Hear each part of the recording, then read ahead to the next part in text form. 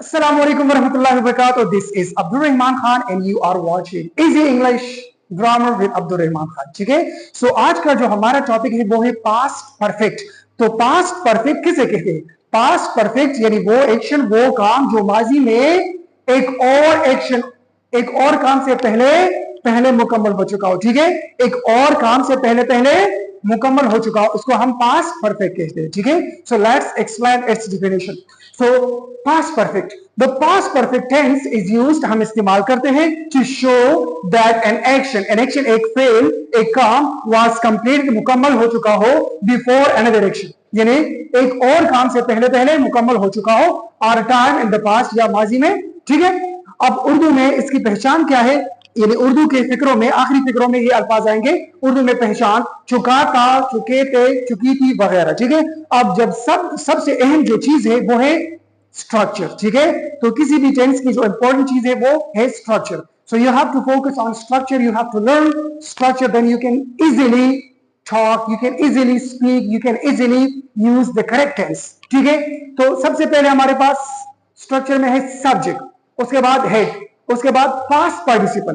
Past participle कैसे कहते हैं? Past participle means third form of the verb, यानी वर्ब की तीसरी हालत, वर्ब की तीसरी हालत. ठीक है, उसके बाद जो है ऑब्जेक्ट. सो हमारे पास एक एग्जांपल है आई, तो ये आई हमारे पास सब्जेक्ट है, head.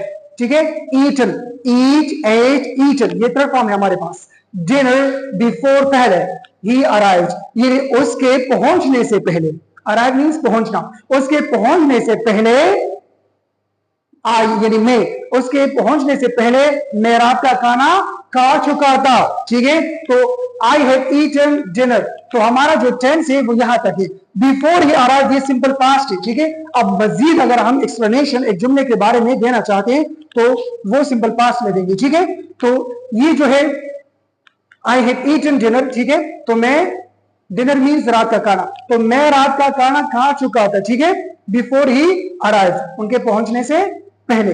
Then they had gone, वो जा चुके थे, गो, विन, गॉन.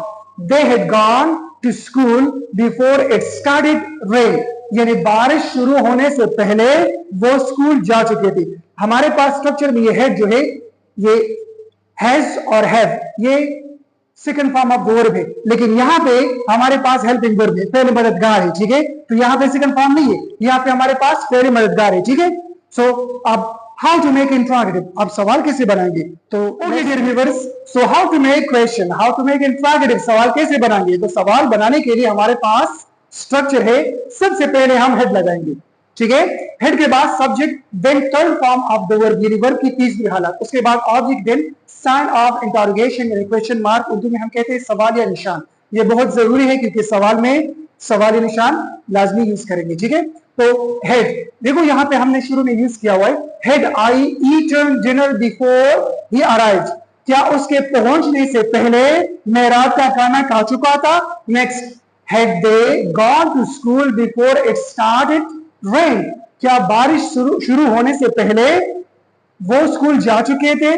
ठीक है, अब हाउ टू मेक नेगेटिव, मनफी जुमले कैसे बनाएंगे, तो मनफी जुमलों बनाने के लिए हमारे पास स्ट्रक्चर है सब्जेक्ट, उसके बाद had, not, then third form of the verb. देखो third form of the verb और हेड के दरमियान हम नॉट लगाएंगे. ठीक है, उसके बाद object, I had not eaten dinner before he arrived, I had not eaten dinner before he arrived, उसके पहुंचने से पहले मैं रात का खाना नहीं खा चुका था. ठीक है, next, they had not gone to school before it started rain, वो स्कूल नहीं जा चुके थे, यानी बारिश होने से पहले. ठीक है, या बारिश होने से पहले वो स्कूल नहीं जा चुके थे. ठीक है.